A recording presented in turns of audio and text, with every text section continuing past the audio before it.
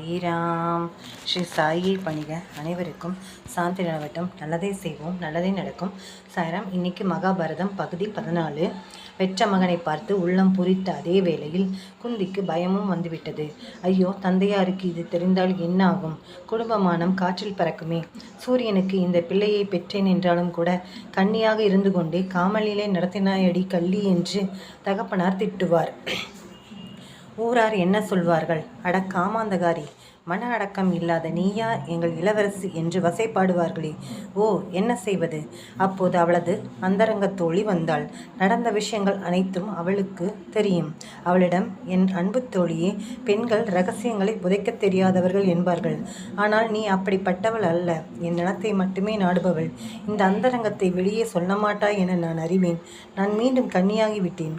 இப்போது இவன் என் குழந்தை அல்ல, இவன் தெய்வத்தின் குழந்தை.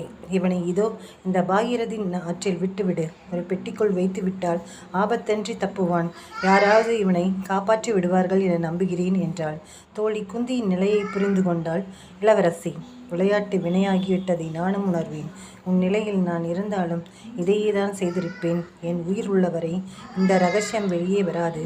கவலைப்படாதே என ஆறுதல் சொல்லி சித்திரை வேலைப்பாடு உள்ள ஒரு அழகிய பெட்டியில் குழந்தையை வைத்தாள். குந்தி அன்று அழுது பெருக்கிய கண்ணீரின் அளவு கங்கையையும் தாண்டியது.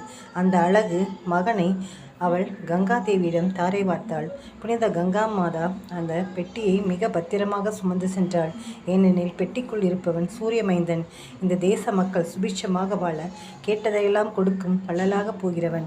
அலை புரண்டு ஓடினாலும் சுழல்களுக்குள் சிக்கினாலும் பெட்டி எந்த சேதாரமும் இல்லாமல் சென்றது. நீண்ட தூரம் சென்ற பிறகு ஓரிடத்தில் அதிரதன் என்பவன் தன் மனைவியோடும் புரண்டோடும் பாகீரதி நதியை வேடிக்கை பார்த்து கொண்டிருந்தான். அவன் அந்நாட்டு தேர்ப்பாகன்களின் தலைவன். அதிரதனின் மனைவி தூரத்தில் ஒரு பெட்டி மிதந்து வருவதை கணவனிடம் சுட்டி காட்டினாள். வெள்ளமென்றும் பாராமல் நதியில் குதித்து அதை தள்ளிக்கொண்டே வந்த கரை சேர்த்தான் அதிரதன். அதிரதனின் மனைவி அவசரமாக பெட்டியை திறந்தாள். உள்ளே குழந்தை சிரித்து கொண்டிருந்தது. அவனது முகப்பிரகாசத்தை ரசிப்பதா அல்லது உலகத்தில் எங்கும் இல்லாத அதிசயமாக காதில் குண்டலமும் மார்பில் கவசமும் பளபளப்பதை ரசிப்பதா? இது என்ன ஆச்சரியம்! இவ்வளவு அதிசயமும் அழகும் கொண்ட குழந்தையை பெற்றவள் ஏன் தண்ணீரில் மிதக்கவிட்டாள்? அவள் ஒரு பெண் தானா என்றெல்லாம் பலவாறு பேசியபடி குழந்தையை எடுத்து அள்ளி அணைத்தாள் அந்த மாதரசி. இருக்காதே பின்னே, அவர்களுக்கு கடவுள் குழந்தை செல்வத்தை தரவில்லை. மரணத்துக்கு பிறகு பிதற்கடன் செய்ய இதோ ஒரு மகன் வந்து விட்டான். அவர்கள் ஆனந்தப்பட்டனர். குழந்தையையும் பெட்டியையும் எடுத்துக்கொண்டு இல்லம் போய் சேர்ந்தனர். குழந்தைக்கு என்ன பெயர் வைக்கலாம் என ஆலோசித்தனர். குழந்தையின் கைகள் அடிக்கடி மூடி திறந்ததை பார்த்து, ஓ, இவன் வள்ளல் கொடுக்கும் குணமுடையவன், இவனுக்கு கர்ணன் என பெயர் சூட்டுவோம் என முடிவெடுத்தனர். அரச குலத்தில் பஞ்சிமத்தில் அயர்த்துருங்க வேண்டிய அந்த குழந்தை ஒரு ஏழை வீட்டு தொட்டிலில் படுத்திருந்தான். இங்கே இப்படி இருக்க இது எதையும் அறியாத குந்தியின் தந்தை விராதன் குந்திக்கு திருமண சுயம்பர ஏற்பாடு செய்தான். பல நாட்டு மன்னர்களும் வந்திருந்தனர். வந்தவர்களில் பாண்டுவும் ஒருவன். அவனை குந்திக்கு பிடித்து போய்விட்டது. மணமாலையை அவனுக்கே அளித்தாள். திருமணம் சிறப்பாக நடந்தது. குந்தியும் பாண்டுவும் இன்பமாய் வாழ்ந்து வந்தனர். அக்காலத்தில் மன்னர்கள் ஒன்றுக்கும் மேற்பட்ட பெண்களை திருமணம் செய்து கொள்வது ஏற்றுக்கொள்ளப்பட்ட ஒன்றாக இருந்தது. பாண்டுவின் பெருமையை கேள்விப்பட்டான் மந்திர தேசத்து ருதாயன். அவனுக்கு மாத்ரி என்ற மகள் இருந்தாள். அவளையும் பாண்டுவுக்கு திருமணம் செய்திருத்தான். மாத்ரியின் சகோதரன் சல்லியனுக்கு இந்த திருமணத்தில் பெரும் விருப்பம் இருந்தது. தங்கைக்கு நல்ல கணவன் கிடைத்ததைக் கண்டு மகிழ்ந்தான்.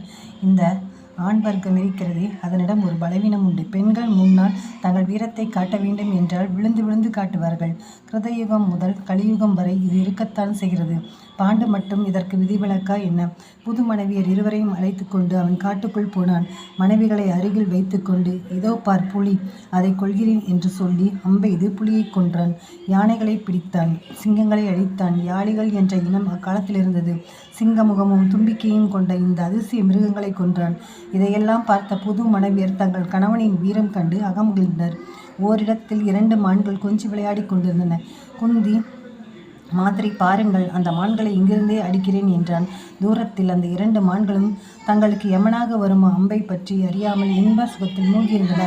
ஆனால் அந்த அம்பு பாண்டுவுக்கு சேர்ந்து யமனாக பாய்ந்து சென்று கொண்டிருந்தது என்பதை அவனும் அவனது தேவியரும் அப்போது உணரவில்லை.